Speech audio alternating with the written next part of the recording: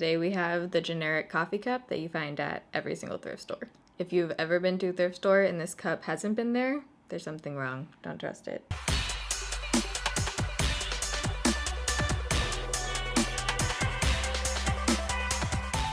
Alright, so today it is Foundation Friday. Happy Foundation Friday. This is where I test out a new foundation first impression every single Friday on my channel, 6 p.m. Pacific time. Today we're trying out a product from e.l.f. This is their foundation palette. I have 2 shades here. I bought this when I was at like the prime self tanner day after kind of color. So I thought I might be the light medium, but now I'm thinking I'm going to be fair light because it's been a few days and I've showered and things. So this product retails for $6. You get 0.43 ounces of product. To give you some comparison, the Cosmetics Confidence in a Compact, which I have a full review on as well, retails for $38 and has 0.63 ounces of product. So you do get a little bit more on that. This has 0.43. The Cover FX Total Cover Cream Foundation, also have a review on that, is $42 and you get 0.35 ounces of product.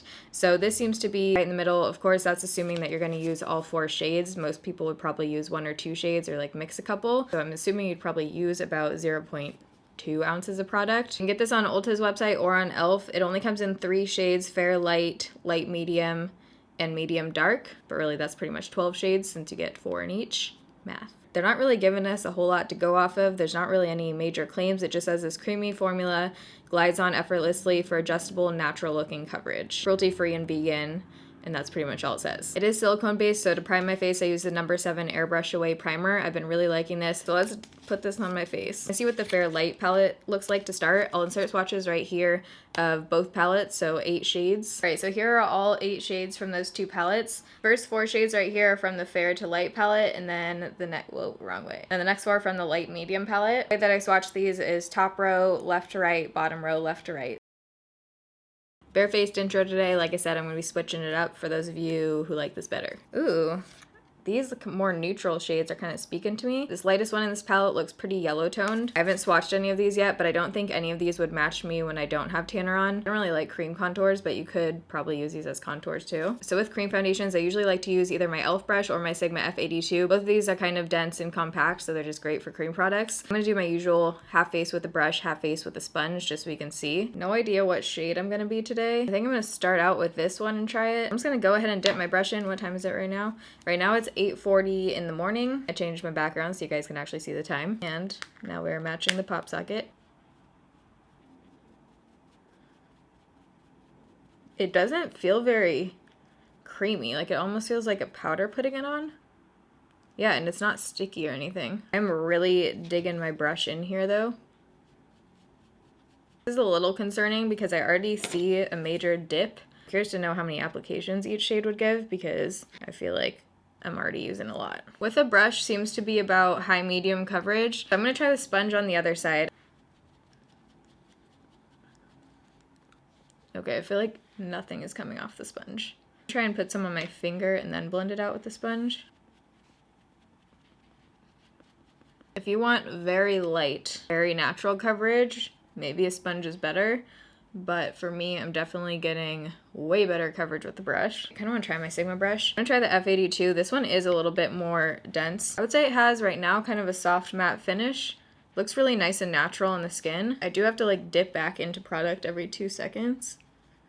All right, I don't think it looks bad. It looks a bit textured in certain areas. I'm not loving how it looks on my forehead, especially where I have more acne right here. It is clinging a bit onto my acne, but it just looks kind of natural, soft matte. I don't hate it, but I wouldn't say it looks really good right now. I'm adding a tiny bit more down here just to see if it will totally cover my acne. Still getting about the same coverage. It doesn't feel quite as creamy as I thought it was going to. It feels almost more like a powder when you put it on, which is bizarre because it is a full-on cream. When you blend it out, yeah, it like instantly turns into a powder almost. Good side to that is that it doesn't really feel like it's gonna move. It sets down, like I could easily blend product on top of this, I think. It doesn't feel super sticky or anything. So I don't know if I wanna set my whole face with this one. I almost do want to just because it's not looking super great right now. And I do have to go run errands today. I leave for California tomorrow morning for 10 days. Right now it's 8:50. I'm gonna do the rest of my makeup, decide if I wanna put a powder on at all, and I will be right back. All right, so it's now 9:15, so that's when we're calling every time. 9:15, so that's when we're calling the check-in time. Ended up setting my face with the Cosmetics Celebration Foundation Illumination in the shade Fair. This is one of my favorite go-to setting powders. It does give you kind of a glowy, dewy finish, and I find that when a foundation is looking really dry on my skin or kind of patchy and weird, this powder usually helps a lot, and it definitely did with this foundation. It looks really nice now with that powder on top of it. Also set my face like normal, Urban Decay All-Nighter. But now with that powder on, everything is looking very smooth. It looks good on my forehead. I just took a look in natural light, and it looked really good in natural lighting, so I'm going to include that clip right here. So here's what it looks like in natural lighting right after I just applied my makeup. With the Cosmetics powder on now and a setting spray, it looks really pretty. It looks really smooth. Definitely looks more dewy now. The Cosmetics powder is illuminating.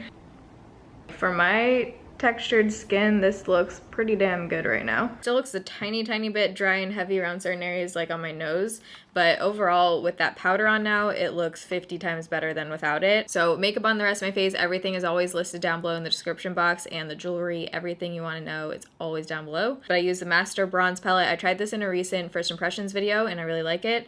I used that shade, and also that's what my highlight is today. For blush, I used the Surratt. What actually is this shade?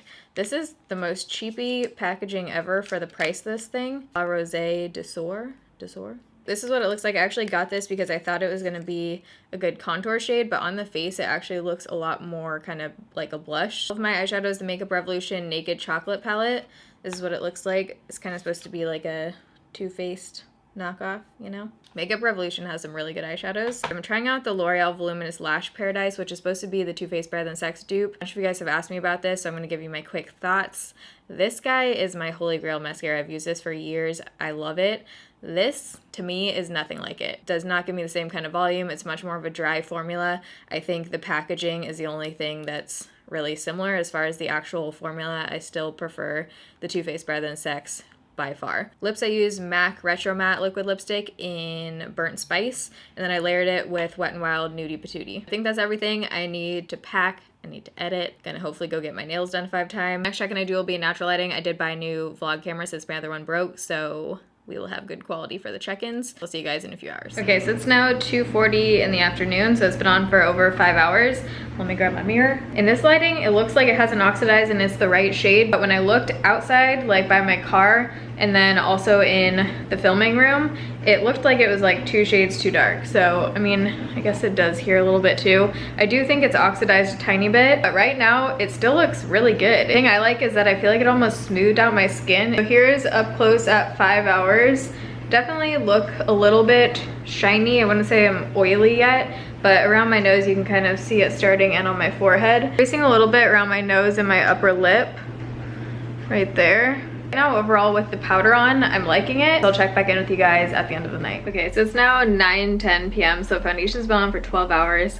I'm tired. I need to finish packing. I was outside in 70-degree weather for like an hour and a half, so I did wear it through some heat for us. There's still a little bit of light out right now, so I'm just in front of the window. I think it looks a little blue, but it's as good as we're gonna get right now. So looking at my face from far away, it actually still looks really smooth, but when you get up close, it's definitely breaking down. It doesn't look the best, especially on my forehead, but it's been on for 12 hours. I usually do like 10-hour check-ins, so it has been on for a while, but oh, I think you can actually see this pretty well. So it's breaking down quite a bit on my forehead actually. You can just see it, yeah, all over here. Also around my nose, it looks a bit oily. My chin doesn't look too bad. For 12 hours, it definitely doesn't look horrible. It's still like wearable. So this one, I think I'm gonna have to keep playing around with because I do like how it looks with this powder. Without the powder, I was not feeling it. So it could have totally just been the Cosmetics powder that saved the day, but I'll try it with different powders and see what I think. I have a feeling it was the Cosmetics one because like I said, that one does wonders for foundations that just look kind of like dry and crepey. Foundation on its own right now, my impressions are that it wasn't bad, but it wasn't like a standout product or anything. And I do think it looked on its own a little bit on the dry side. So if you're dry, I probably wouldn't recommend this one. I hope you guys enjoyed this video. If you did, make sure to give it a thumbs up. Love you guys. Thanks for watching. See you in my next video. Bye.